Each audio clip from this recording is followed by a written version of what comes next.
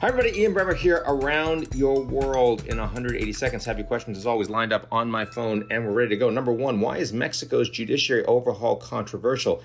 Main reason is it means the judiciary is going to be less independent and much more politicized. They're going to be elected, these judges. They're going to have shorter terms. They're going to be aligned with whoever happens to be in political power. That is the intention. That's why AMLO, outgoing president, wanted this judiciary reform to get done and not be changed.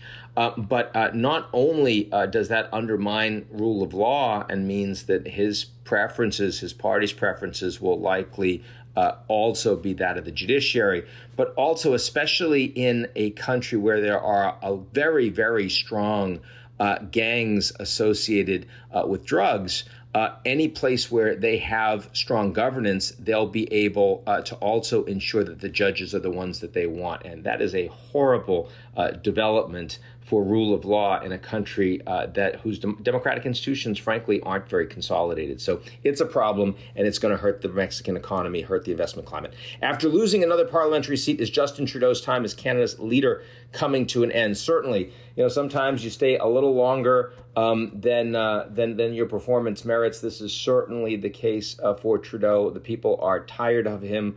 They don't feel the country's heading in the right direction. Major problems in terms of inflation, especially real estate, housing costs, lack of availability of housing, and just people wanting something different. We've seen that all over the world with elections over the last year. We're going to see it in Canada in the coming months. 2.5 years in and 1 million now dead or injured. Is the war with Russia and Ukraine, Russia's invasion of Ukraine, any closer to resolution?